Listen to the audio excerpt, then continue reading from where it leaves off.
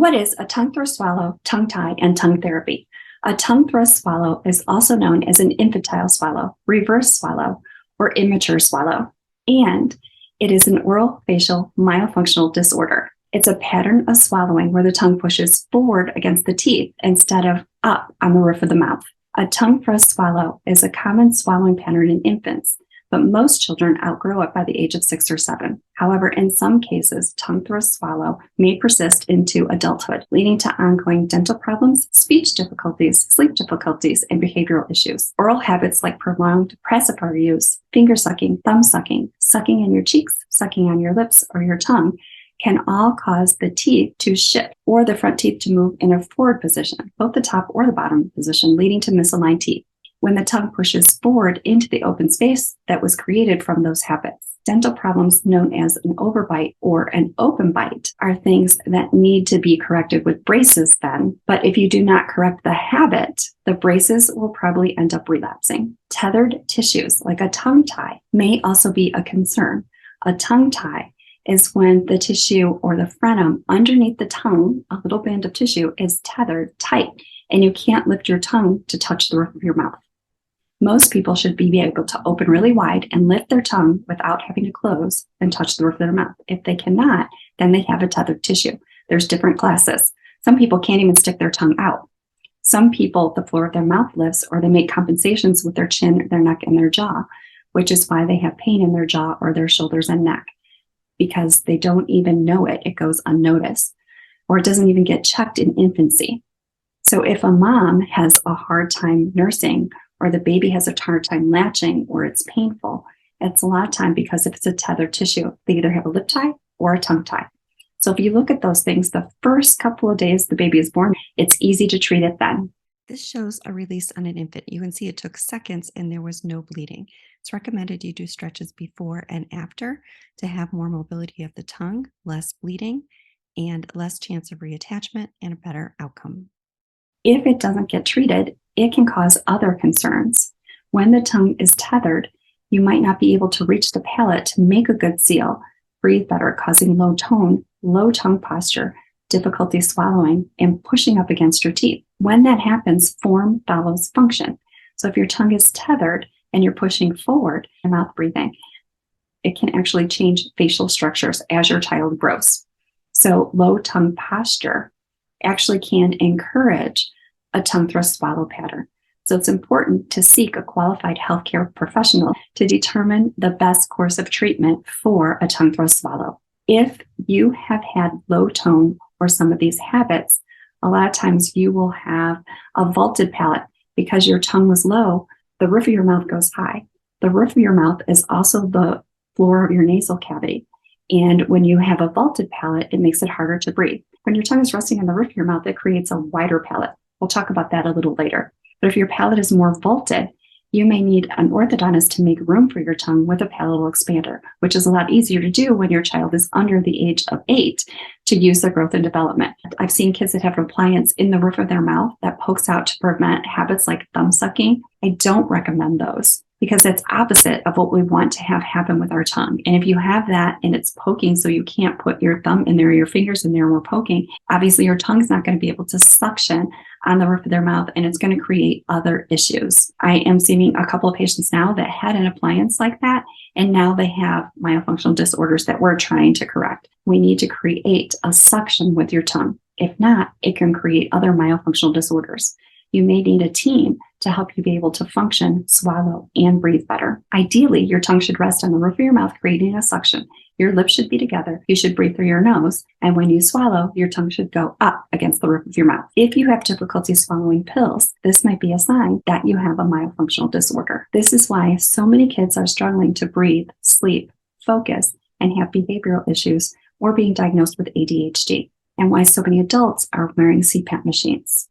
It all starts with feeding, breathing, tongue posture, and function. The muscles in your mouth and tongue can move teeth or keep them in place. Your mouth, tongue, face are actually orthodontic stabilizers when they're functioning properly. A lot of times you might not even need braces. That's why back before the agricultural revolution, people had wide arches. We had room for our wisdom teeth. We didn't have crooked teeth. We didn't have a lot of cavities. because we chewed our food more.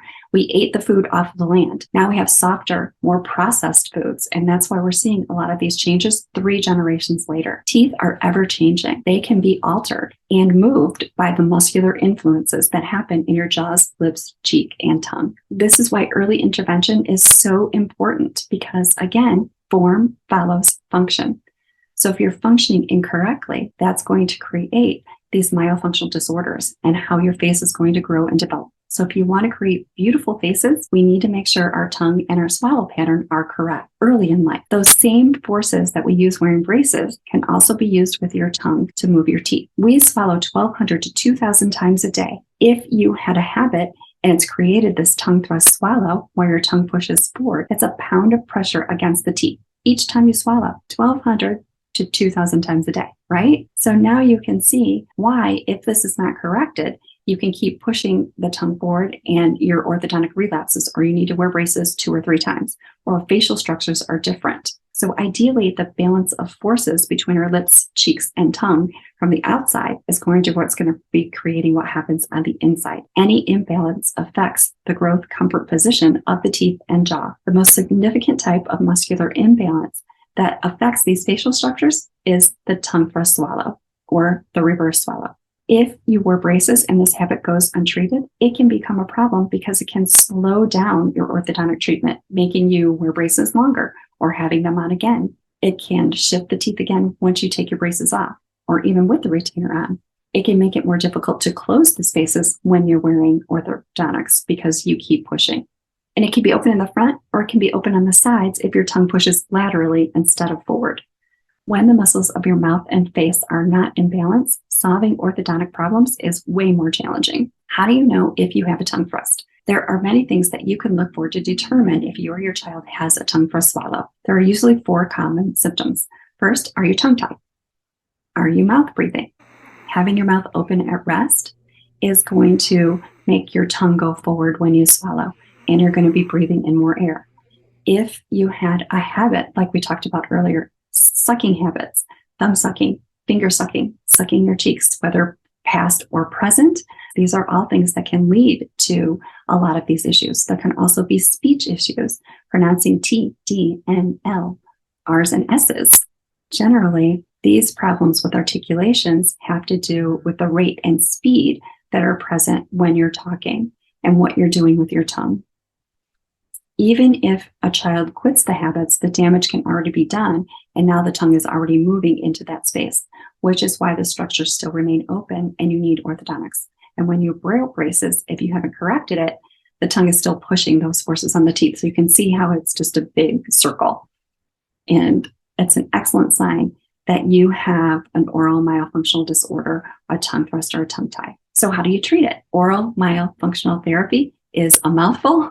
So that's why they call it tongue therapy, and a lot of people don't know what it is. Treating a tongue thrust swallow typically involves retraining the tongue to move in the correct swallow pattern through exercises and therapy with chewing and different things that we use. In other words, pushing your tongue up and retraining how you chew, how you swallow, and making your tongue move separate from the other muscles of your face. And you may have to have an MMA surgery where a dentist or orthodontist expands the palate to fit over your top teeth. It's very complicated, and that's why you would need to see an area orthodontist or somebody that specializes in this. Some people don't want to have that treated that way, so we can do myofunctional therapy to the best that we can to get the best results. And there are some dentists out there that can treat it without surgery, but they are diamonds in the rough, and you have to find those doctors that really know what they're doing. It's important that you know what treatment you want so you can provide the provider that gives you what you are comfortable with going forward. Here's what happens when people are functioning okay. It's like, you know what? I've got other things in my life that are more important. They have fear. They're afraid of the pain. They don't want the cost. So they don't want to go through with that, and that's okay. But you get to choose. So you want to know what's the best course of treatment, and then you can choose what needs to happen. Treatments can include oral myofunctional therapy, the tongue therapy, speech therapy, chiropractor, body worker, a physical therapist, an ENT, an orthodontist. You can see all of these providers might be needed for the situation that you have going on so you can make the best informed decision of what is best for you. Some people have lived this way for a really long time. They don't even know that they're having these issues. They don't even know that there is a treatment for this. And sometimes it affects your self-esteem, especially if you're sleep deprived. You're not going to be able to focus. You're probably going to be short with people. This is what happens with our kids. They have behavioral issues because they're tired, so they act out. You can get a consultation with me. You can click the link below. I have a free 10-minute consultation. If I'm not your person, you can go to Airway Circle. They have a directory of a lot of providers that are in this airway space. Hope this was helpful. Please share if there's anyone that you know might need this information. As always, a healthy mouth is a healthy body and a happy, healthy life. Have a great day, and thanks for listening.